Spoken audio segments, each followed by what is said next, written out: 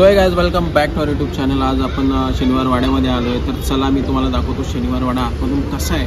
आणि मागच्या व्हिडिओला तुम्ही खूप सगळं प्रेम दिलं। आता हा पण व्हिडिओ आता बघा आणि कसं वाटतं नक्की कमेंटमध्ये सांगा। Let's go. हा वाडा पहिले बाजीराव पेशवे यांनी 1736 मध्ये बांधण्यास सुरुवात केली।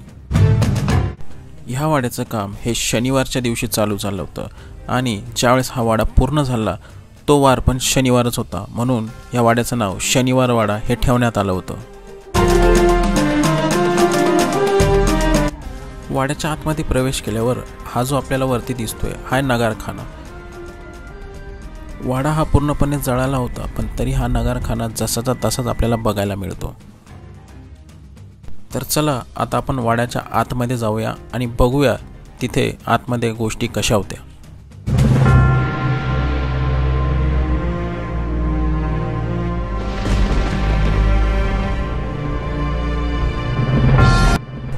ह्याच वाड्याला 1818 साली रहस्यमयी आग लागून हा वाडा पूर्णपणे जळाला होता, पण तरीही या वाड्याचे अवशेष इथं आपल्याला बघायला मिळतात। असं म्हणतात की हा वाडा पूर्ण 7 मजल्यांचा होता आणि त्यामध्ये 1000 लोक राहत होते।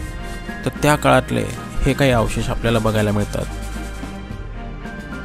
वाड्यामध्ये असणारे कारंजे आज पण जसेच्या तसेच आपल्याला बघायला मिळतात। या कारंज्याचं नाव आहे हजारी कारंजे। इथले सगळे अवशेष बघून याचा अंदाज लावू शकतो की हा वाडा त्यावेळेस किती भव्य दिव्य असेल। शनिवार वाड्याच्या आतमधला परिसर तसा बघायला गेला तर हा खूप मोठा आहे। शनिवार वाड्याला याआधी पण आम्ही येऊन गेलोय, पण हा व्हिडिओ आम्ही तुमच्यासाठी बनवतोय कारण की तुम्हाला पण इथली माहिती मिळायला हवी।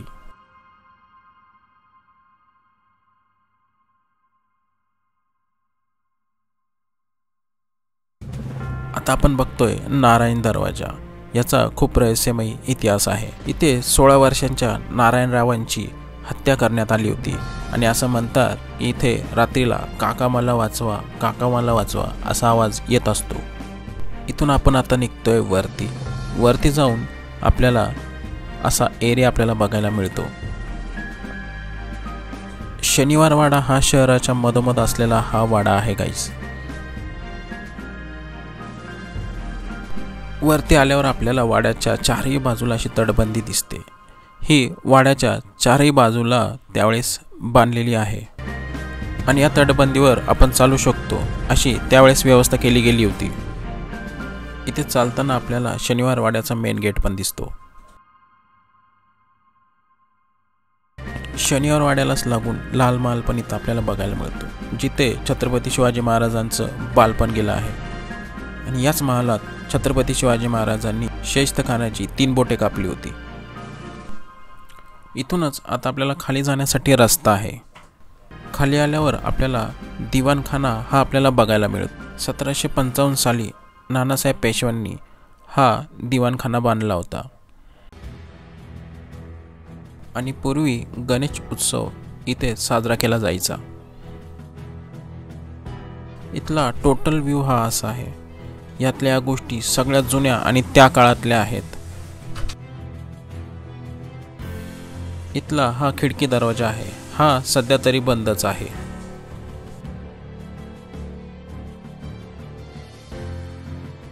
इथे उजव्या साईडला आपल्याला शिवलिंग बघायला मिळतो आणि डाव्या साईडला वरती जाण्याचा रस्ता आहे।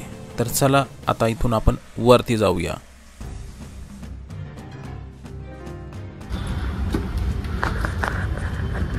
सो गाईज, इथून आपल्याला असं चढत जायचंय। परत चढ उतार खूप जास्त आहे, खूप जास्त चढ उतार आहे, पण तरी इथून निघायचं आपल्याला। पलीकडे पण जायचंय।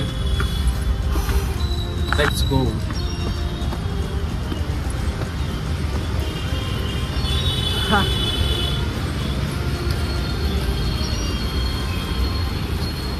एकदम सेंटरलाच आहे।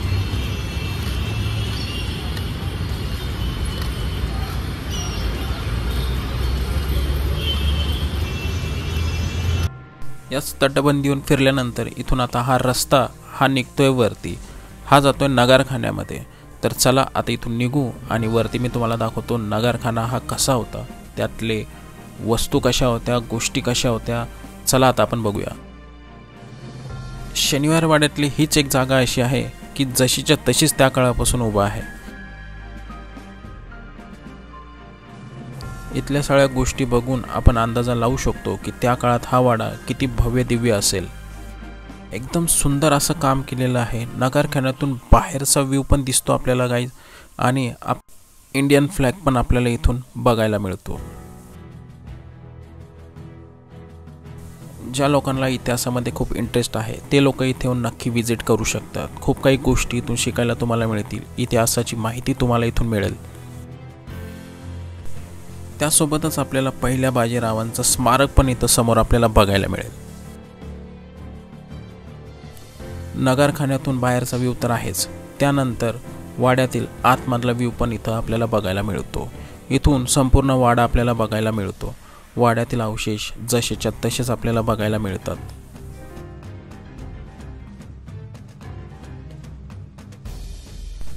तर गाईज, पुण्यामधला हा एक टुरिस्ट प्लेस पण तुम्ही विजिट करू शकतात. याआधी पण आम्ही इथे येऊन गेलेलो आहे, पण हा व्लॉग साक्षी आणि मी स्पेशली तुमच्यासाठी बनवतोय, तर शेवटपर्यंत हा व्लॉग नक्की बघा.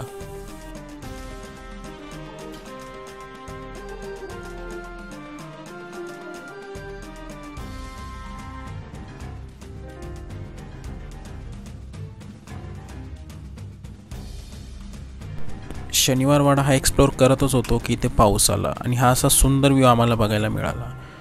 ह्याच ठिकाणी एकेकाळी 7 मजल्यांचा हा वाडा होता आणि 1000 लोक इथं राहत होते.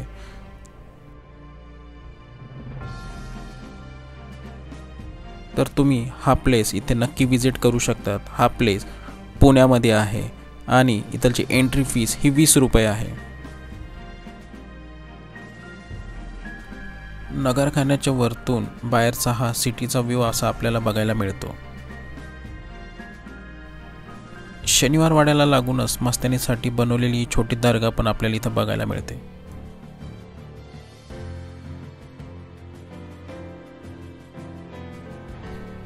तर हा होता संपूर्ण शनिवार वाड्याचा पूर्ण व्ह्यू.